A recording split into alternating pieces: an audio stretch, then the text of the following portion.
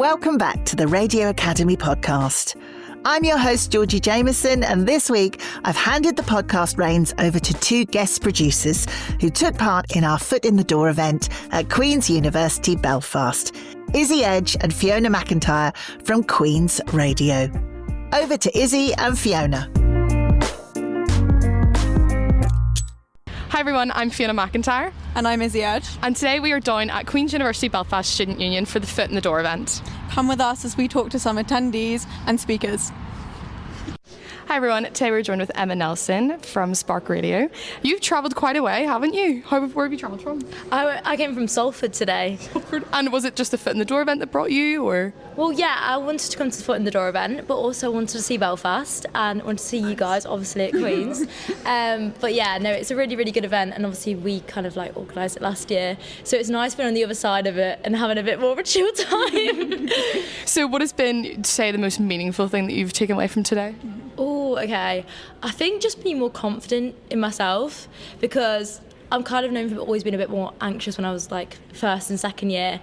I've grown so much more in confidence, and I feel like coming here is like I actually just need to know, like, be proud of myself and like, you know, speak highly of myself to people in the industry and like trust myself, if that makes sense. Is that a weird thing to say? Do you know what I mean? No, that's good. Do you have any specific sort of keynote speakers that you like heard today that you were inspired by, or you took anything away from?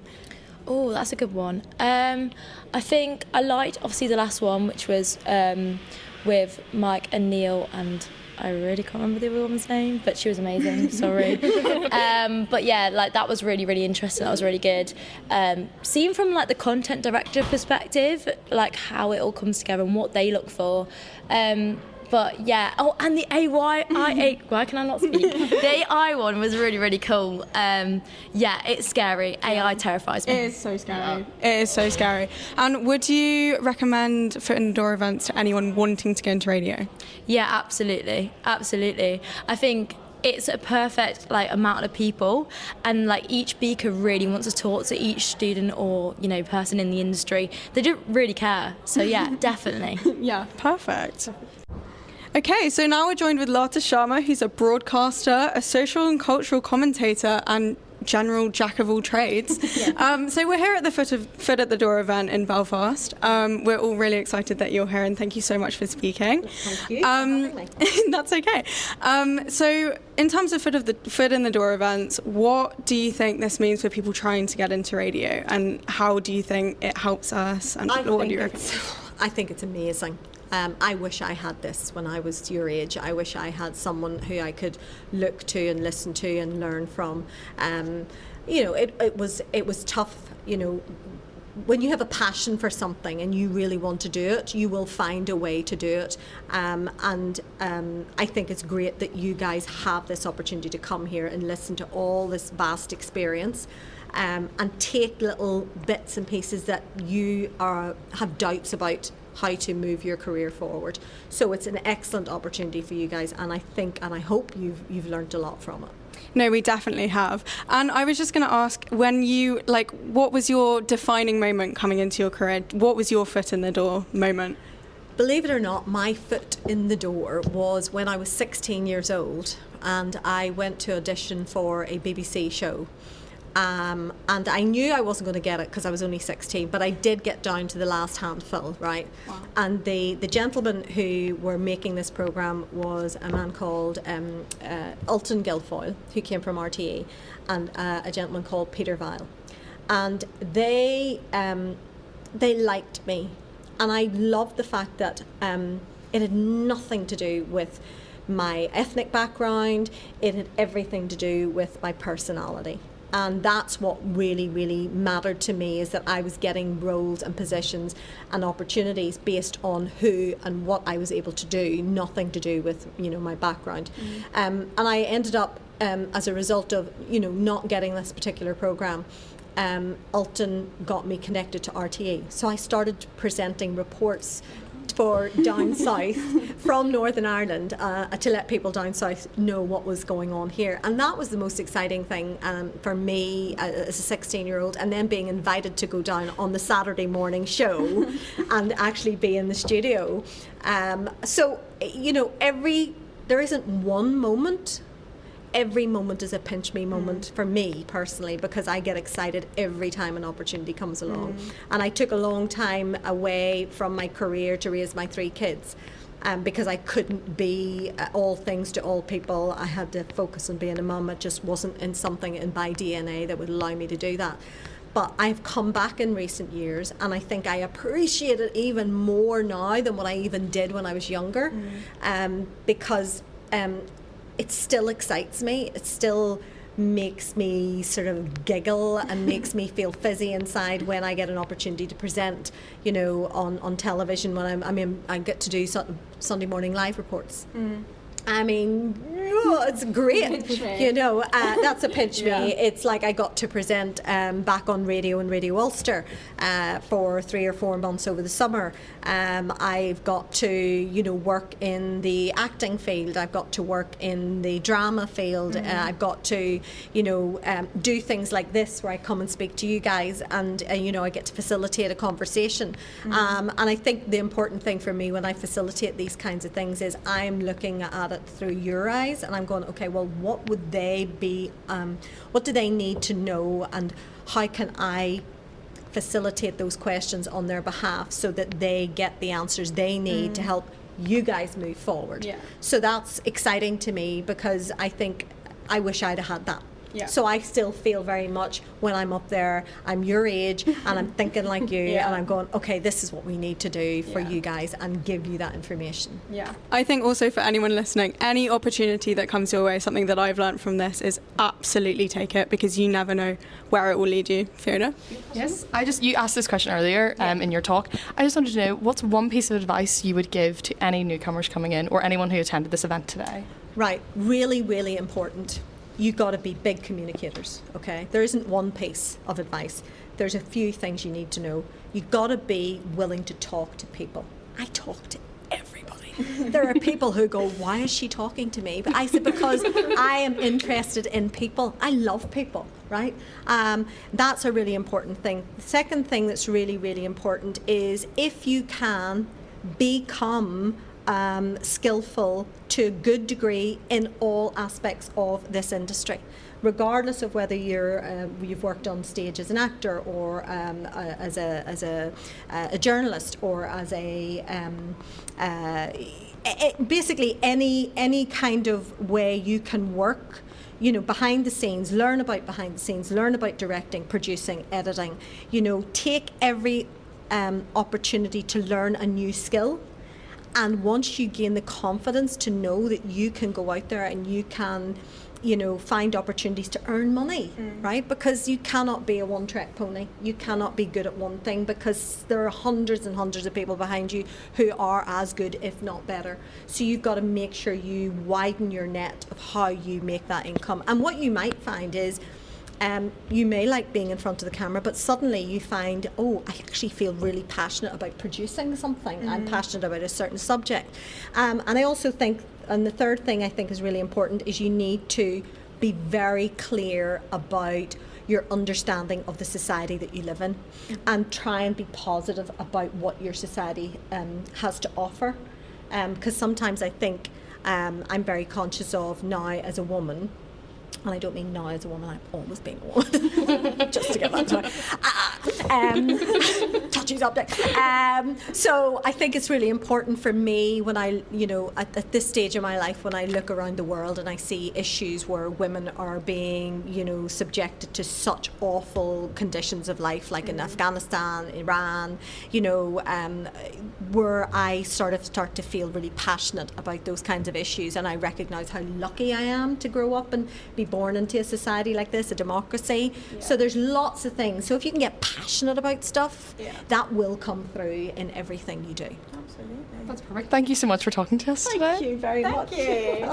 Okay, hi, I'm here with Dan Noble, who is a presenter for Absolute Radio, Matt Collinson, who works for Broadcast Bionics, and Neil Sloan, who is the managing editor for BBC Radio Wales. Thank you so much for being here, guys. Your talk was really interesting today. I just have a couple of quick questions for you. What do you think these events, like these kind of events for people wanting to come up into radio, like how do you think it's helpful, and what would you say for people wanting to come to these events? Start with you. I think they're extremely important. I think it's fantastic. I think these guys will agree. We're just talking about it. That isn't it wonderful to be in a room full of people who want to work in the business, and the world of audio production in particular is expanding way beyond what we ever thought it would be. So there are more opportunities in audio perhaps than there ever have been, despite the fact that there are changes in the industry. Radio and audio is absolutely thriving, and it's wonderful to be here and to see so many people who want to be a part of it. That's very true. I'll ask that same question to you, Matt.